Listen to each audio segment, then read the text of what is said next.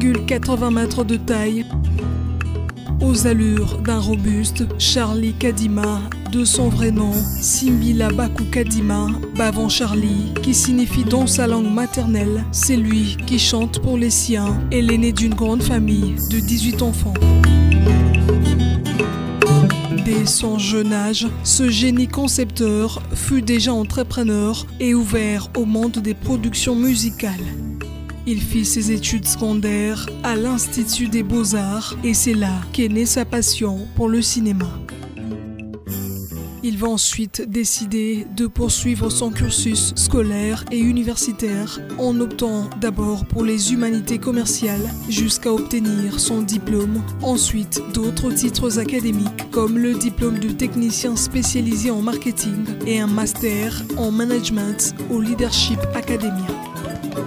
Réalisateur, cinéaste, concepteur et créateur littéraire artistique, Bavon Charlie est aussi producteur et PDG de Avalan Images. Son empreinte indélébile est l'innovation, l'ambition de faire ce que les autres n'ont pas encore fait, et c'est cette détermination et objectivité qui l'amènera à arracher plusieurs trophées tant nationaux qu'internationaux. À son actif, M. Charlie Kadima compte plusieurs diplômes de mérite, dont le dernier en date est le prix spécial de mérite à l'innovation dans la catégorie Innovation technologique, et ce, sur la protection des œuvres musicales par la clé USB, qui s'avère d'ailleurs être le meilleur moyen pour lutter contre le piratage selon l'Organisation mondiale des propriétés intellectuelles. Bavon Charlie est donc le premier producteur congolais qui a mis sur le marché cette innovation. L'artiste manager a aussi réussi à réaliser avec Koffi Olomide et son quartier latin plusieurs productions en international, entre autres des concerts livrés à Bercy et Olympia en sa qualité de directeur de marketing et production. Faire ce que les autres n'ont jamais fait, c'est le Hollywood congolais, l'industrie cinématographique américaine au Congo, avec la série télévisée en cours de réalisation, Le Jour de la légende. Voilà ce qui brûle dans l'imaginaire de l'homme, ce qui laisse présager un avenir meilleur pour le domaine de la cinématographie en République démocratique du Congo. L'innovation, c'est ce qui peut me caractériser. J'aime bien faire ce que je n'ai jamais vu les autres faire. Et je me suis toujours posé la question de savoir pourquoi est-ce qu'ils ne le font pas. Et tout de suite, l'ambition de faire de la manière dont les autres n'ont toujours jamais fait. La différence, la démarcation entre ce que font les autres et ce que moi je peux faire. L'initiative de l'entrepreneuriat, je l'ai depuis mon enfance. Ma toute première société, j'ai créé African Production. J'étais encore en 4e des humanités, avec laquelle j'ai pu produire beaucoup de groupes musicaux, notamment Koffi Olomide, Zaïko Langalanga.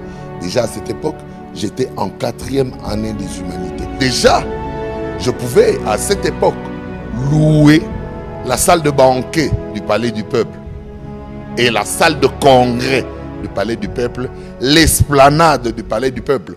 Pour ceux qui se souviendront, il y a eu ceux décédés à Boketu et ceux décédés à Kitambo. Chiga Chiga et Boketu premier sur l'esplanade du Palais du Peuple. Le tout premier concert, c'était Promotion Espérel de Jean-Louis Timbalanga. Le deuxième concert dans la salle de banquet, c'était African Production de Charlie Kadima, qui a produit ce spectacle. Donc, je ne suis pas un novice, je suis dans le secteur depuis mon jeune âge. Le goût de devenir réalisateur, c'est d'abord à l'école, à l'Institut de Beaux-Arts. À l'Humanité, nous avons un cours que l'on appelle filmologie. Et ce cours filmologie, j'ai adoré déjà parce que dans mon quartier où j'habitais, dans la commune de Lingwala, nous étions entourés de ciné dans lequel, à notre jeune âge, on allait suivre régulièrement les films On avait signé Astra, on avait signé Léopard. C'est d'où est venue ma passion. Mais je n'en avais toujours pas l'opportunité en ayant un papa très carré. Mon père s'appelait Kadima Nkashi Wachunza Fortuna. Il était connu sous le pseudo de Kadima Mao, rendu célèbre par le Tumba Simaro dans plusieurs de ses titres, chanté par plusieurs artistes musiciens. Kofi, c'est d'abord un grand frère pour moi. Il y a Antoine, c'est comme ça que moi je l'appelle. Je l'ai connu en 1978. En 1978, il est venu louer dans la parcelle sur l'avenue où on habitait. Nous étions au numéro 3 et lui louait au numéro 21 dans la parcelle du coach Santos Mutubile. Dans l'annexe de Santos Mutubile, lorsque Santos est parti en Europe pour sa carrière professionnelle footballistique, le locataire de cette annexe, c'était Agwe Pamumba Demba, Antoine Yatoni. Il était à ce moment-là trop proche de moi et c'est comme ça que j'ai commencé avec ma passion de la musique, ma passion d'art depuis l'enfance, et j'ai commencé à le fréquenter pour le promouvoir jusqu'à assumer des fonctions du directeur du quartier latin. J'ai travaillé avec le quartier latin de Koffi Olomide depuis l'album, je crois, je dirais Magie. Et nous nous sommes séparés avec Koffi à l'album Attentat. Donc, c'est-à-dire les Olympias de Koffi, les Zéniths de Koffi, les Bercy de Koffi. C'était sous le management de votre humble serviteur. Donc, nous avons eu à faire des choses que certains peuvent reconnaître aujourd'hui. Les modèles pour ce que j'ai toujours fait, il y a déjà François Londala Bongwalanga qui a toujours été un modèle pour moi par ce qu'il faisait, que son âme repose en paix. Verkis Kiamongana pour ce qui était du patronat de l'industrie musicale, et c'est ce qui m'a même poussé à la recherche sur l'innovation du support par la clé USB musicale. Pour ce qui est de la télé, j'avais comme modèle Benoît Lukunku Sampou, que l'on vient d'enterrer. Monsieur Étienne Tshisekedi Wamulumba, le sphinx de l'Imité, comme je l'ai toujours appelé. Il a permis à ce que je sois forgé sur le plan mental, objectivité et honnêteté. Je crois que c'est un monsieur qui a un peu forgé sur moi. J'ai appris beaucoup de choses par sa discipline.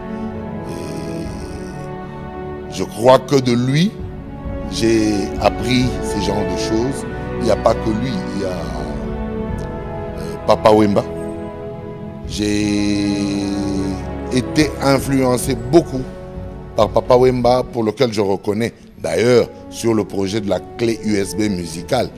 Donc, ni tété, la plainte de Papa Wemba sur le piratage des œuvres musicales, peut-être que je n'aurais jamais pensé à innover sur le support de la diffusion musicale et sur le mécanisme de sa protection, de manière à protéger les œuvres des artistes. Et ce sont de grandes personnes qui ont influé sur moi et pour lesquelles j'ai toujours eu beaucoup trop de reconnaissance. Donc, tous ces gens ont été des modèles pour moi et tous ces modèles ont influé sur moi d'une manière ou d'une autre pour arriver à ce que je puisse avoir un format Charlie Kadima. J'ai connu Charlie Kadima il y a quelques années déjà. C'est un monsieur déterminé, il sait ce qu'il veut et puis aussi c'est un battant en fait. Donc c'est quelqu'un Quand il veut quelque chose, il fait tout pour l'obtenir. Et puis aussi, je dois le reconnaître, il a de très bonnes idées, surtout en ce qui concerne la culture. Ici, je tiendrai même aussi